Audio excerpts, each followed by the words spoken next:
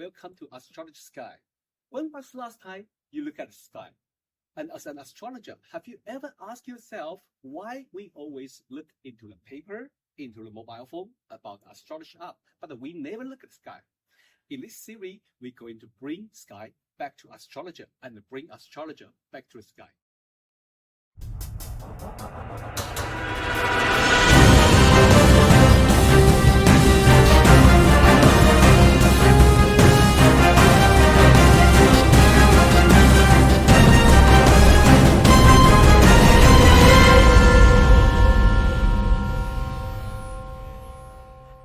Have you noticed the bright star in the evening after sunset? That is Venus. Okay, at this moment, Venus is shining in the night sky until the end of July. And today's episode, I'm going to share with you how to observe Venus. And also, we're going to talk about a little bit the Venus retrograde and the Venus in the Babylonian story of Inanna going to visit the underworld. Become very shiny in the evening sky from at this moment. And before the end of July, we can see the beautiful Venus after sunset. Usually you can wait maybe like 10 to 30 minutes after sunset, and then you face toward to the west part of sky. If you are in the north latitude like London or maybe like New York, then maybe you have to look a little bit more toward to the southwest. But if you are like in the most tropical area, probably just look at the western part of the sky, probably just around the position of the sunset. But if you use telescope, remind you, be very careful, never use telescope to look directly into the sun. That will cause some serious injury to your eye, okay? But after sunset, if you look at the western part of the sky, you can see the shining, beautiful Venus. Venus is a very important planet in our world, and also in the astrology, Venus is not just only the ruling of the love, money, or friendship, but it's also the value. Ancient Babylonian worship Venus, and it's become the most important celestial object apart from sun and the moon. They associate goddess Inanna to Venus, and this is a very, very powerful goddess. It's goddess of the whole sky. But it's a beautiful story about the Inanna visit the underworld to visit her old sister Astrologer. And most people know this story, but we never know is that this story was indeed described the Venus retrograde. So in the story, Astrologer lost her husband, and Inanna feel that pain, so she wants to visit her sister in the underworld, trying to keep her company and try to comfort her. However, the goddess of underworld doesn't appreciate this gesture, so she refused the visit of the Inanna. So she ordered the 7 judges and the gatekeeper in the underworld to order them refuse Inanna entry. So every gate Inanna pass, Inanna have to left something behind. So she left her power, she left her beauty, she left her beautiful clothes. After the 7th gate, she arrived in front of the Lord of the underworld, Astrologer, and totally naked, old, ugly. And then Astrologer just say, kill her. But with help of the other god, Inanna back to the sky and become most powerful goddess. Indeed, this story is talking about the Venus retrograde. So at this moment, we have Venus become evening star, and then by around the 4th of June, Venus will arrive as a greatest east elongation. That means the distance between Venus and the Sun is the largest. It's about more than the 45 degree. But after this day, each evening, Venus will get a little bit close to the Sun, And if we look in the chart, we will notice Venus slow down and then stationary and then eventually retrograde.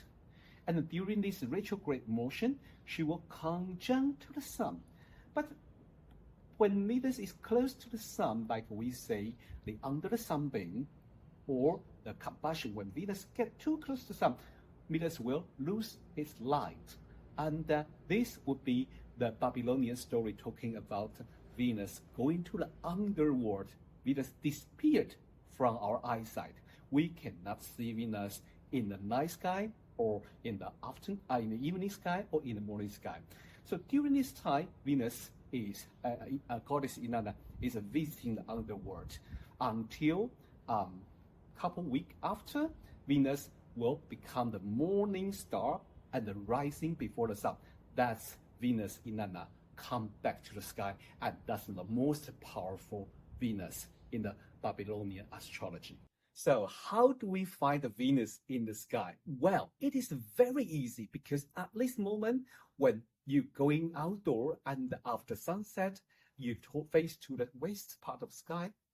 If you are in the city, especially there's a lot of light pollution, you cannot see other stars, then that's much, much easier, because Venus is just right there. Oh my God, it disappeared.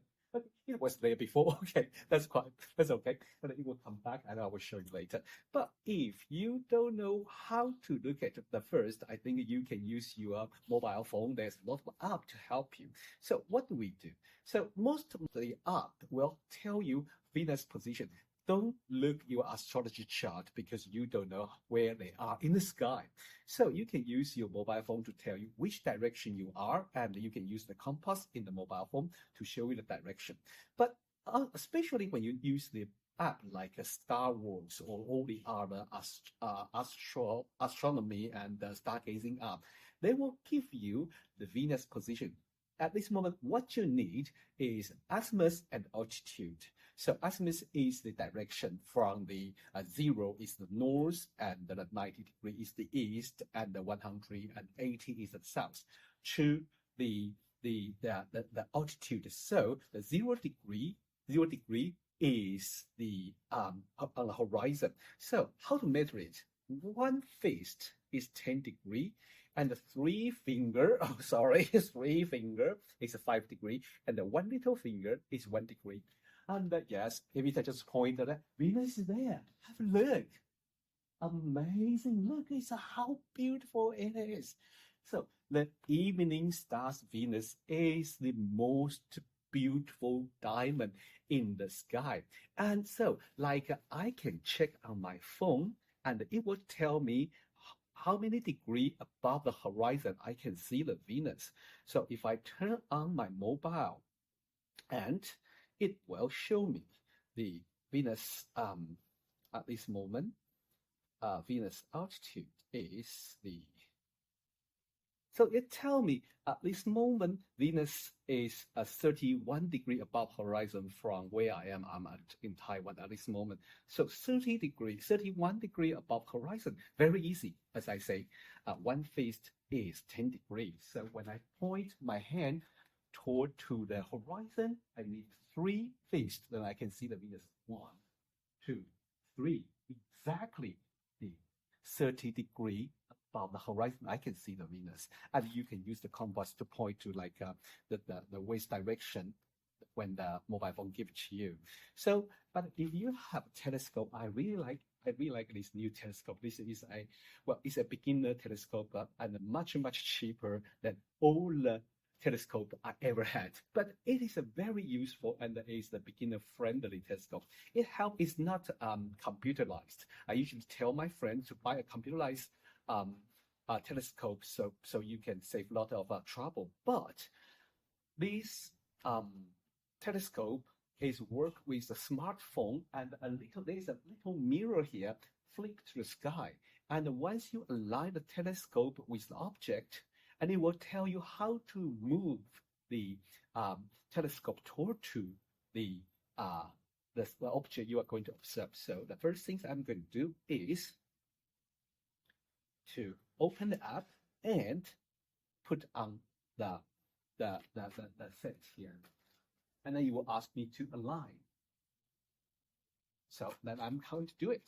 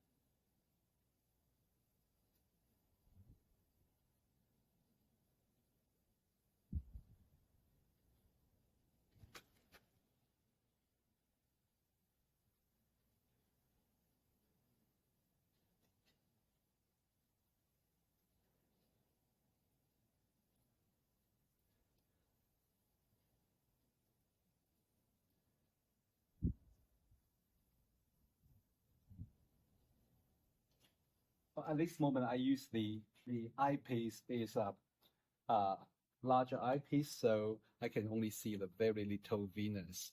Well, for the beginner, is I always suggest don't be too greedy to use the the large eyepiece, so you want to magnify your your object, but don't do it for the beginning because it will save you a lot of time. You find the object first, and then later you change your eyepiece to look more closely to the object. So this is a very interesting experience, and it's much easier with this set. This set is called Celestial Star Sense, and I think this telescope is pretty light, easy to carry out, easy to move, and I really enjoy it. And it's just like it only takes me a couple minutes to set it up and then to find the object. So I think it's also easy for you. Well, if you like this series podcast, please like and share and tell me what you like to see when you look at the stars, or you want me to show you how to use telescope, or how to find the object, or how to use the app. Just leave me the message, and I will try to planning the whole series podcast and the video to share with you. Thank you for watching the Astrology Sky. I'm Rod Chan. Goodbye.